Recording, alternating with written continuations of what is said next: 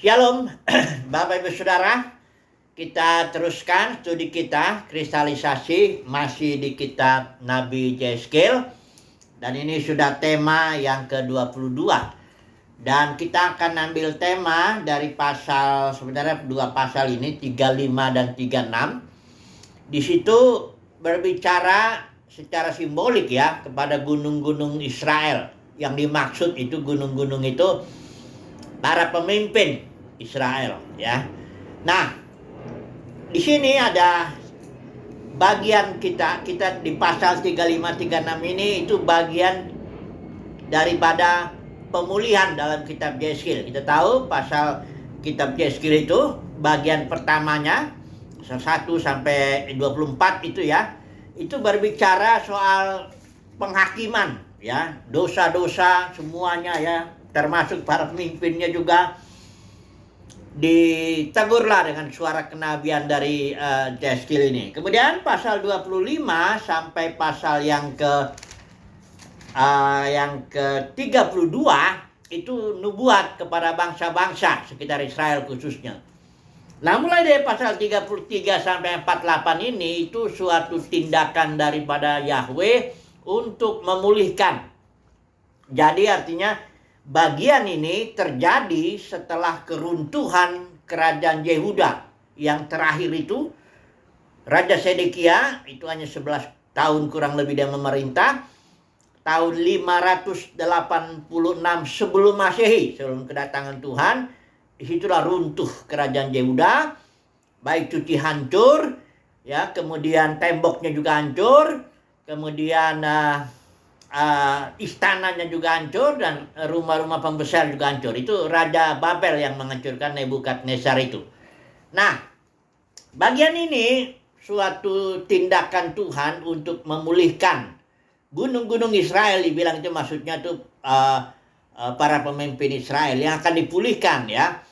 Dan motivasi Tuhan bertindak atas pemulihan ini itu karena Tuhan namanya, kalau kita baca dulu ya ayat 32 dari pasal 36 ini, dikatakan di sini ayat yang ke-32 ya, bukan karena kamu aku bertindak, demikianlah firman Tuhan ya. Ini jadi Tuhan bertindak karena apa? Dikatakan ini, kalau kita harus baca ini ya, ayatnya yang ke motivasi Tuhan ayat 22 sampai 23. Saya baca dulu aja. Oleh karena itu katakanlah kepada kaum Israel, beginilah firman Tuhan, bukan karena kamu aku bertindak hai kaum Israel, tetapi karena namaku yang kudus yang kamu najiskan di tengah bangsa-bangsa di mana kamu datang. Jadi nama Tuhan ini bukan maksudnya nama literal YHWH, bukan itu maksudnya. Karena nama itu merepresentatifkan, menggambarkan reputasi Tuhan, karakter Tuhan, karya-karya Tuhan, perbuatan Tuhan, semua janji-janji Tuhan. Jadi Tuhan bertindak demi itu. Karena namanya itu dinajiskan.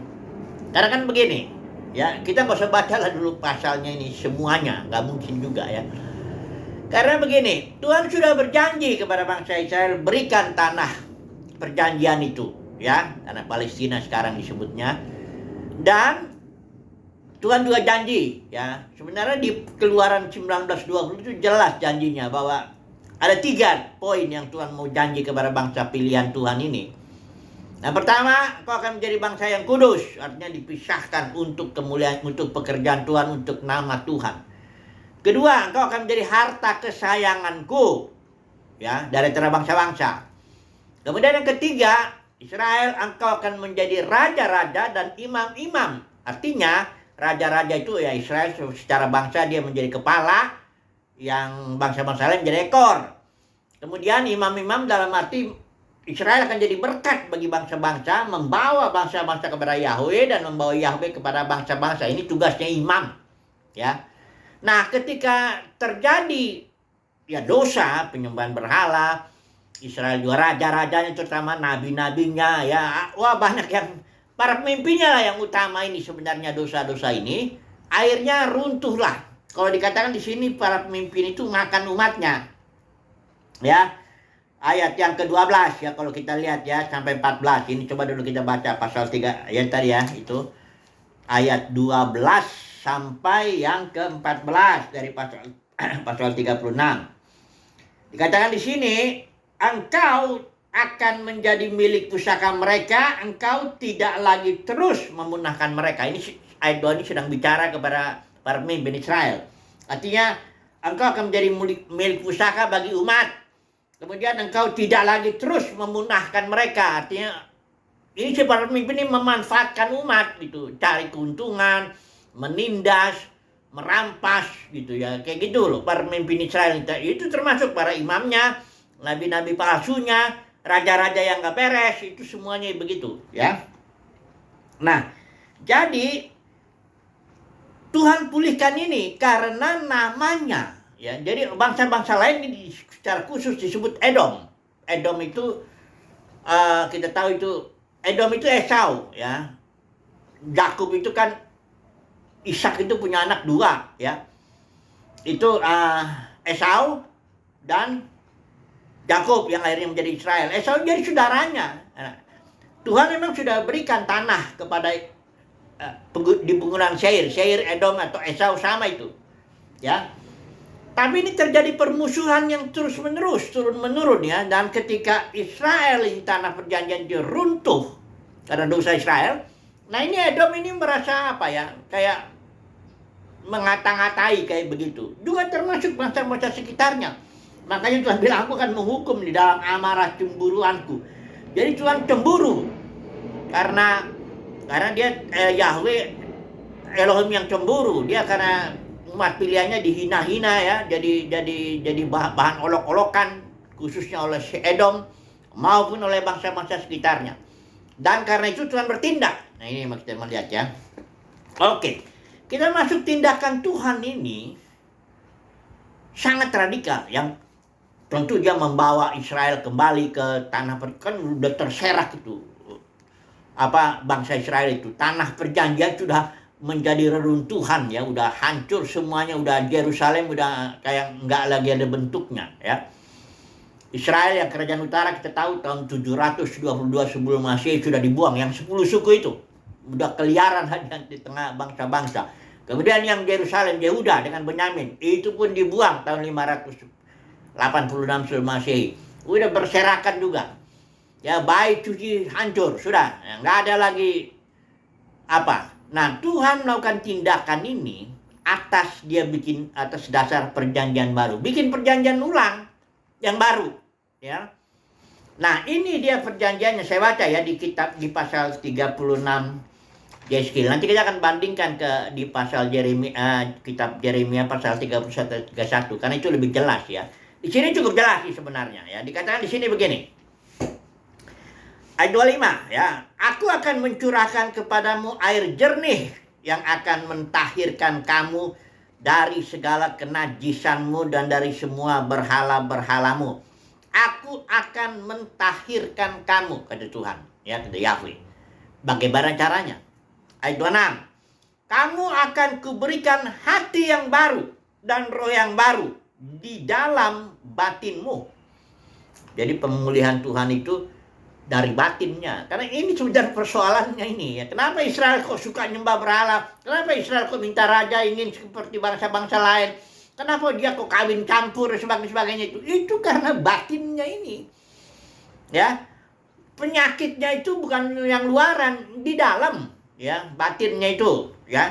Karena memang perjanjian lama sifatnya lahiriah, dalam arti hukumnya kan ada ditulis di luar ya, hukum Taurat itu ditulis dalam 2 loh batu. Jadi batinnya tidak terjamah.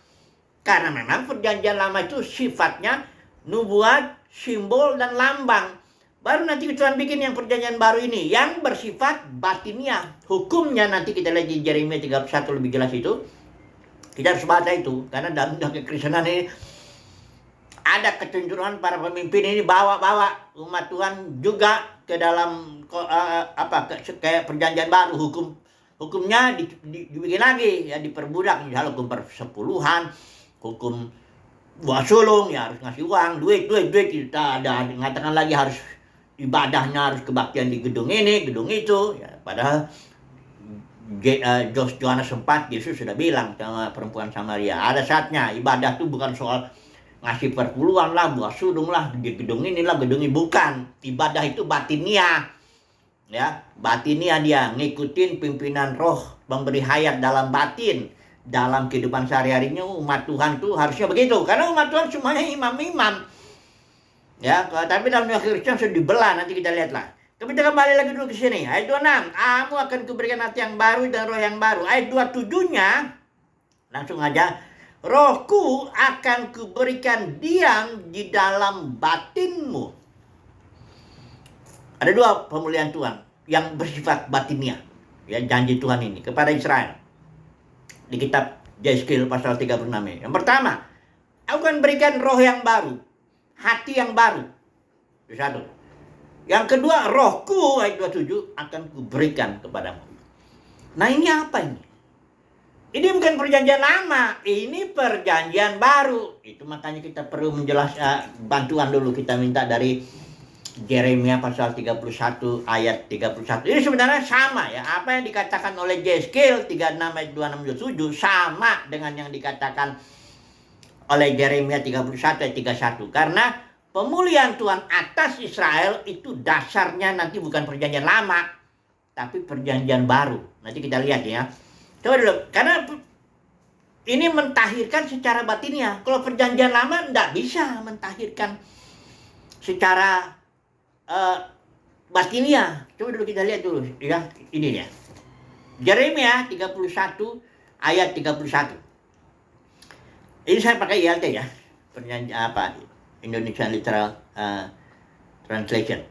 Lihatlah, hari-hari itu tiba, firman Yahweh, bahwa aku akan mengikat suatu perjanjian baru dengan keluarga Israel dan dengan keluarga Yehuda. Jadi ingat, ya, perjanjian baru yang diikat oleh melalui Yesus itu, ya. Di malam terakhir Yesus itu bikin simbol, ya, darah dengan anggur dan roti itu simbol.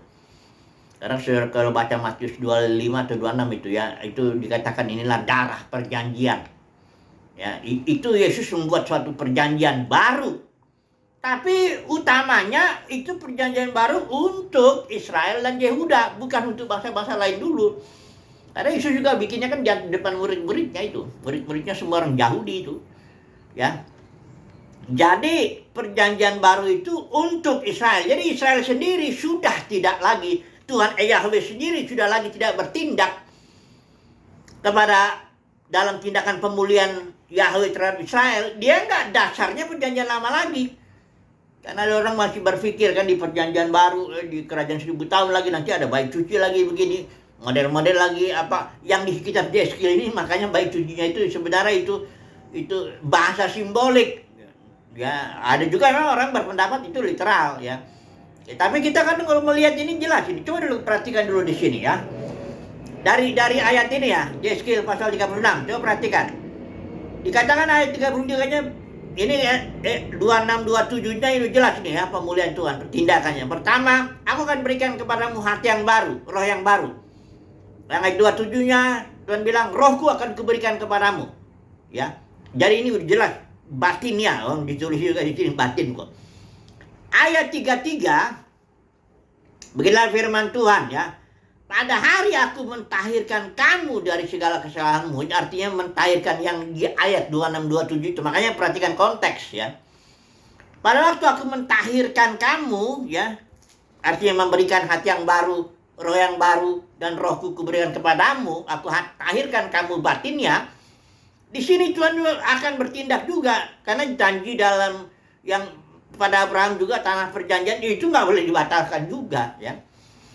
Dikatakan di sini ayat 13, aku akan membuat kota-kota didiami lagi. Jadi Israel ini akan dipulihkan. Kota dalam arti kota-kota didiami, reruntuhan-reruntuhan akan dibangun. Ayat 33. Ayat keempat, tanah yang sudah lama tinggal tandus akan dikerjakan kembali, ya, supaya jangan tetap tinggal dan sebagainya. Bahkan dikatakan ayat 35 akan seperti Taman Eden. Dipulihkanlah, ya.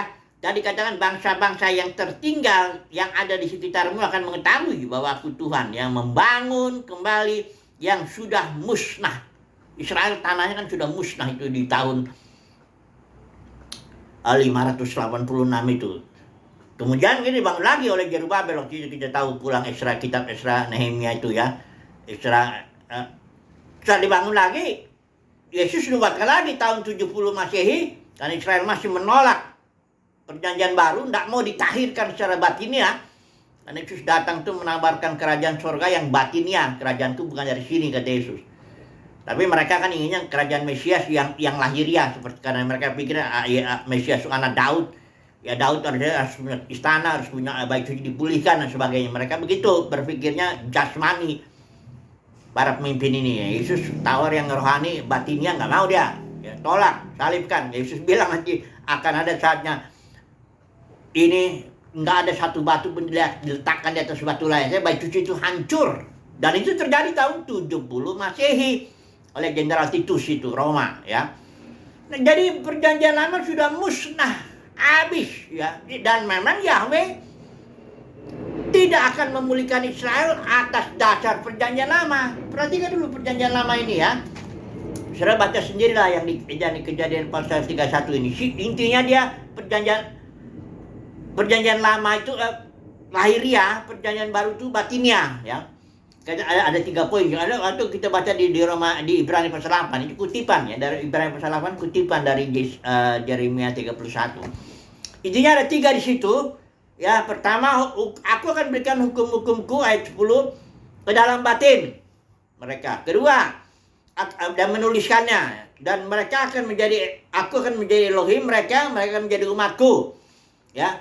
Kemudian mereka akan mengenal Yahweh secara batiniah. Ya, karena hukum kan ditulis dalam batin, hukum Taurat ditulis dalam batin gitu loh. Jadi pengenalannya batiniah ya.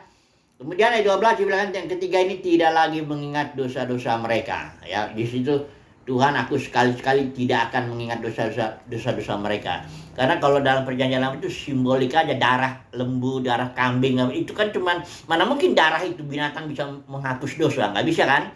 Itu hanya tindakan simbolik. Yang sebenarnya darah Yesus itu yang bisa menghapuskan dosa dalam arti real ya, bukan lagi simbolik, bukan lagi lambang, bukan lagi nubuat, tapi udah realitanya, udah kenyataannya ya, udah wujudnya. Nah, jadi Israel akan dipulihkan ya atas dasar perjanjian baru. Karena perjanjian lama di tahun itu, karena perjanjian lama itu kan fokusnya bait suci di Yerusalem. Sekarang bait suci udah dihancurkan oleh Jenderal Titus yang tahun 70. Israel sudah dibuang. Nggak ada lagi perjanjian lama, nggak bisa dijalankan lagi oleh orang Israel, walaupun rabi-rabi masih ada. Ya, sinagoga tersebar di seluruh dunia. Malah saya pernah lihat itu katanya di Surabaya itu ada sinagoga. Sinagoga itu tempat berkumpul orang Yahudi. Hanya belajar kitab-kitab aja, beberapa kitab di situ, karena udah nggak bisa lagi. Walaupun orang Yahudi karena masih menolak Yesus ya, sampai detik ini dia tetap berpikir perjanjian lama. Padahal Tuhan Yahweh sudah akan memulihkan Israel atas dasar perjanjian baru. Ini jelas di ayatnya nih. 26-27 kan batiniah. Perjanjian lama itu kan bukan batiniah, lahiriah itu. Jadi, dan di sini udah jelas dasarnya perjanjian baru Tuhan memulihkan. Yeremia 31 udah lebih jelas lagi. Dikatakan di sini mereka sudah melanggar ya perjanjian lama. Ya, sekarang aku akan bikin yang baru. Jadi kalau Tuhan itu satu udah gagal yang ini, dia akan bikin yang baru, karena Tuhan itu selalu bertindak bikin yang baru, dan yang baru itu lebih baik daripada yang lama. Tadi kitab Ibrani itu yang banding-bandingin yang lama dengan yang baru itu better, kata kuncinya dalam Ibrani itu. Kalau sudah baca seluruh kitab Ibrani itu pasal 1 sampai 10 itu sebenarnya ngebanding-bandingin yang lama. Sistem yang lama. Mulai dari Musa, Harun, ya keimamannya, kerasulannya, ya semuanya itu hukum-hukumnya. Itu yang lama tuh, yang baru lebih bagus, kira-kira begitulah. Dan ini jelas nih pasal 8 Ibrani, coba dulu kita baca ini. Karena kenapa saya harus tekankan ini ya? Karena dalam dunia kekristenan nanti kita akan masuk aplikasi itu. Itu para pemimpin agamanya suka membawa umat kembali ke dalam perbudakan perjanjian lama itu. Baik dengan hukum perpuluhannya, hukum buah sulungnya, maupun kebaktian harus gedung di sini, harus hari Minggu. Dari mana orang?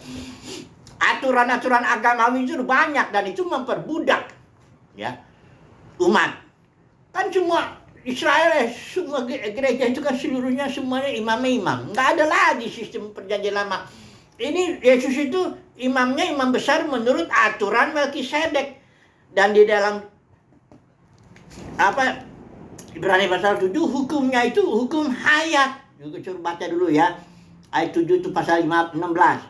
Ya, yang telah datang dari Yesus itu bukan menurut Taurat perintah yang bersifat kedagingan, melainkan menurut kuasa hidup yang tidak berkesudahan. Hayat di sini zoe. Istilah Yunaninya itu zoe, hidup Kristus. Jadi Yesus itu mendirikan gereja dengan dasar semua anggotanya imam-imam.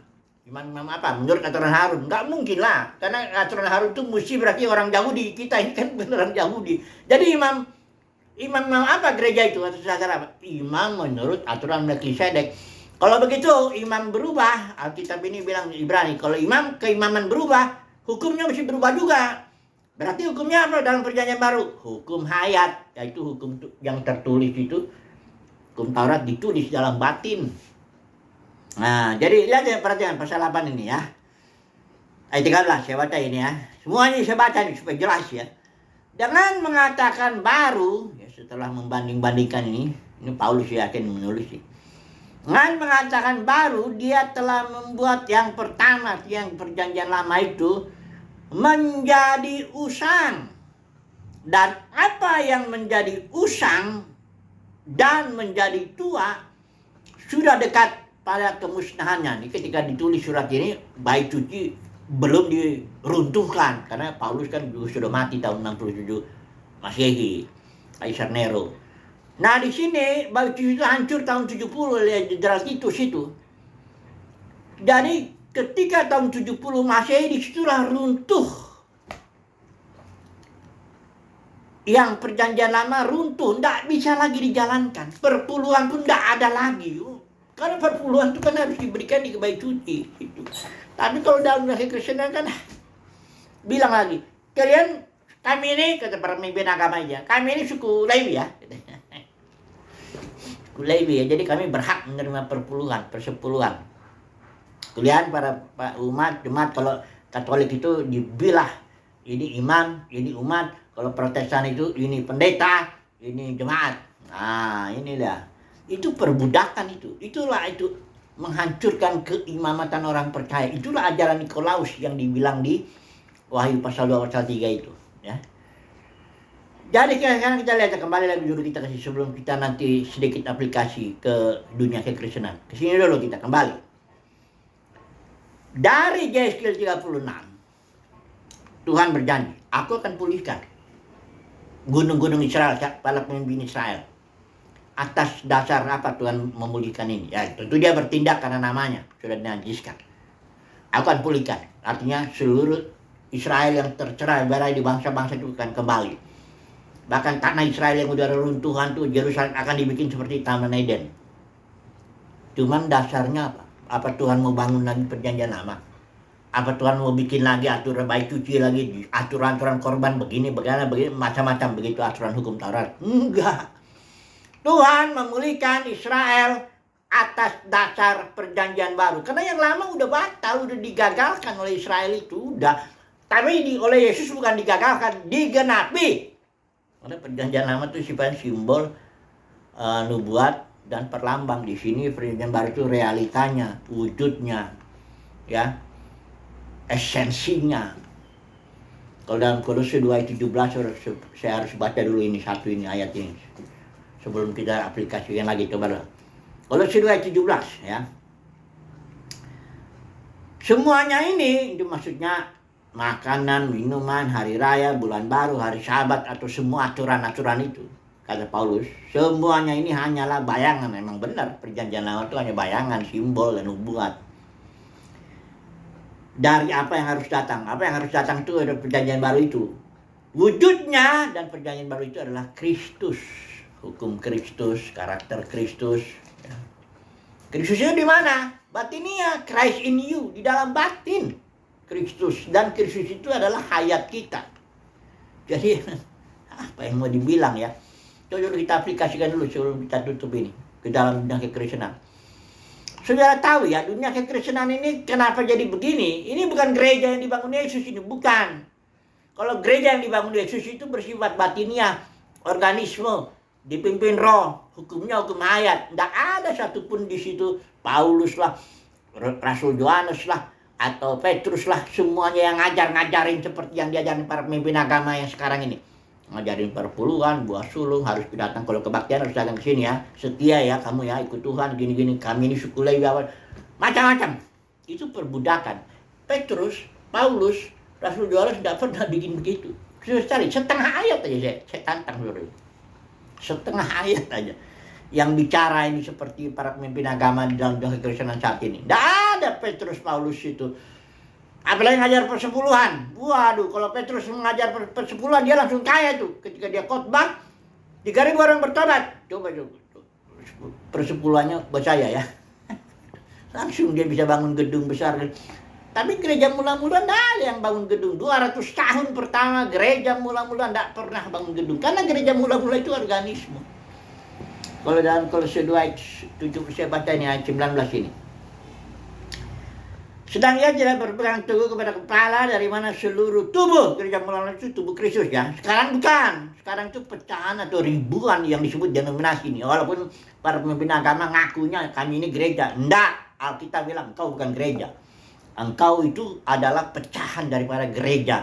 Karena engkau menarik murid-murid kepada dirimu. Pemimpin ini menarik murid kepada dirinya. Itu kisah Rasul 20 kan bilang begitu. Ya. Jadi lagi. Paulus bilang, ia tidak berpegang teguh kepada kepala dari mana seluruh tubuh ditunjang dan diikat jadi satu oleh urat-urat dan sendi-sendi. Inilah para pemimpin gereja mula-mula. Itu urat-urat dan sendi-sendi dalam satu tubuh. Dia menyatukan, mengikat, ya, menunjang tubuh. Nah, pertumbuhan itu terjadi adalah pertumbuhan Elohim. Di ayat bagian menerima pertumbuhan ilahi, terjemahan bahasa ini. Sebenarnya pertumbuhan Elohim, pertumbuhan hayat. Ya itulah gereja mula-mula, tapi sekarang udah pecah. Karena para pemimpinnya ini. Ya, di kisah Rasul 20 kan Paulus sudah bilang dari antara kalian ini akan bikin ajaran palsu. Apa itu ajaran palsu? Ya itulah yang Jebel bilang Nikolaus menghancurkan keimanan orang percaya. Dia bilang kami suku Lewi, kalian ini ya, bayar perpulang sini. Kemudian Beleam dagang. Ini para pemimpin agama dagang ini. Bagaimana bisa hidup kalau nggak dagang? Namanya juga organisasi ya harus dagang lah. Kalau enggak mati dia, dari mana uangnya? Kecuali dia kerja, dia konglomerat yang bayar sendiri semua jemaat. Itu jarang yang terjadi begitu. Kebanyakan dia hidup itu organisasi kekristenan itu hidup karena dagang. Nggak ada lagi cara lain. Ya, kecuali ada support seorang miliuner yang bisa bayar itu semua anggota-anggota itu itu jarang sekali. Kebanyakan mendagang karena emang Bileam ya. Kemudian di Jebel itu apa? Merampas otoritas karena dia bilang saya ini pemimpin ditetapkan Tuhan, atur uang jemaat nanti ada itu penghakiman Tuhan itu dunia kekristenan. Oke lah, jadi itulah dia. Sebagaimana Israel, gunung-gunung Israel itu hancur ya, artinya makan jemaat yang dikatakan di sini. Kamu nggak akan lagi makan umatnya. Begitulah dunia kekristenan, para pemimpinnya ini dari mulai kisah Rasul 20 sampai sekarang itu makan umat itu, ya.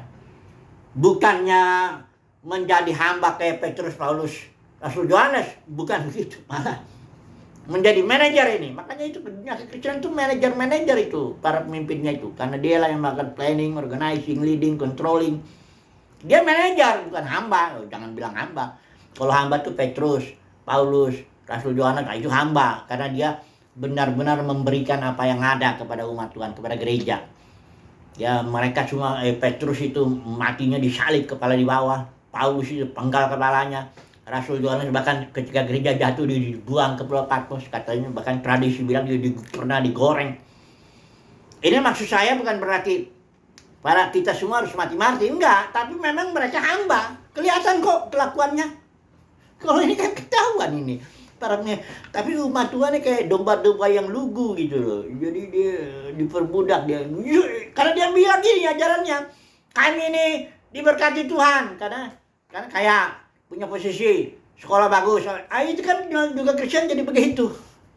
Itulah makanya keajarannya pun teologi sukses memperbudak juga itu semua.